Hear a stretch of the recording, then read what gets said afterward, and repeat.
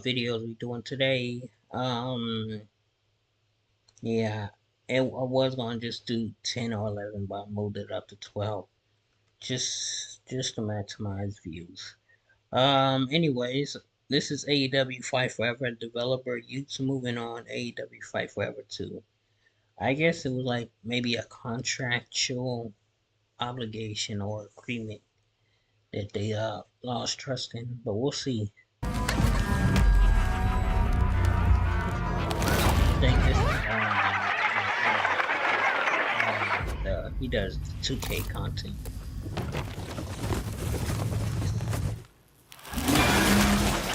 Paranormal activity on aisle 4. I'm absolutely thrilled about this. I wish we could have skipped the first one. I'll take the second. Hey guys, welcome back to the channel. If you like the content, hit the subscribe button, leave a like down below. I know this topic has been beaten to death, but we finally have some official news about why AEW is in the state that it is in. Let's go over to Insider Gaming and let's discuss. At least he changed his characters. The ones he had before looked god awful. Alright, so over here on Insider Gaming, shoutouts to Mike Straw for tagging us in this scoop he got for the game and why it was released unfinished and why it didn't get delayed. I'm going to scroll down to the bottom. I'm going to let you guys go read the main sections of it. I'll leave a link to it in the description below.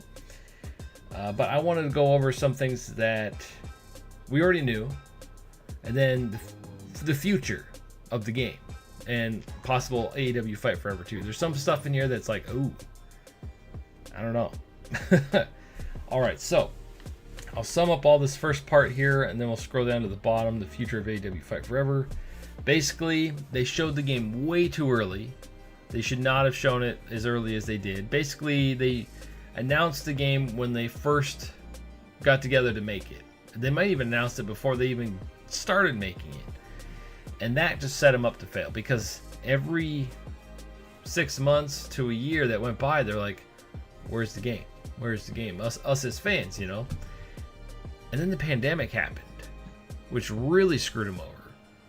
I don't want to give that excuse where it's a pandemic game. Well, it is a pandemic game, and they had to finish it within, I want to say it was like 3.5 years by the time it came out, because it was 2020 and 2023 halfway through. Maybe it was 2.5 years.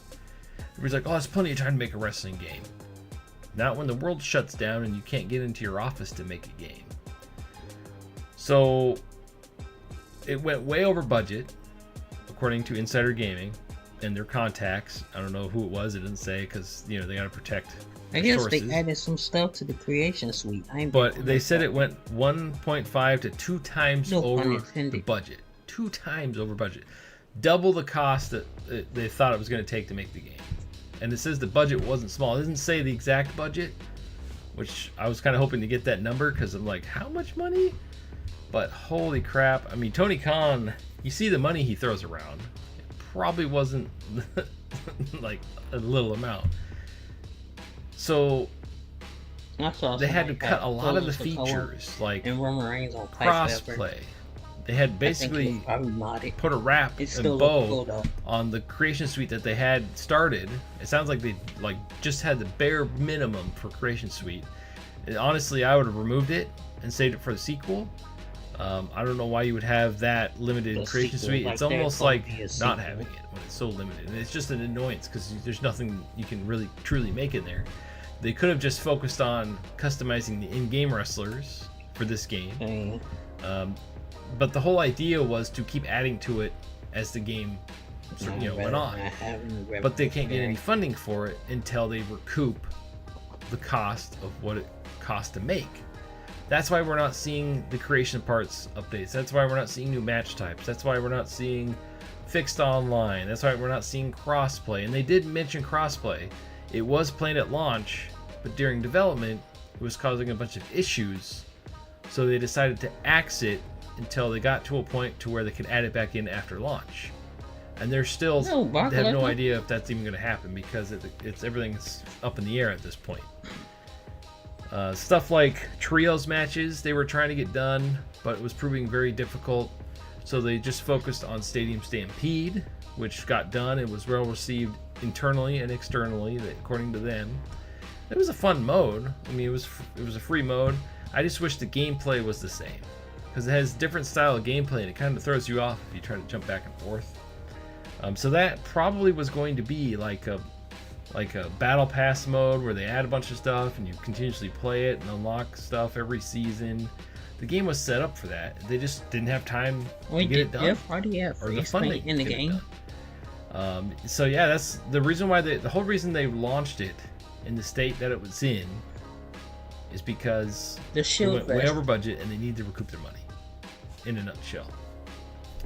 But then I wanted to skip down here to the end. And it says the future of AEW Fight Forever. And it says right here. Let's see.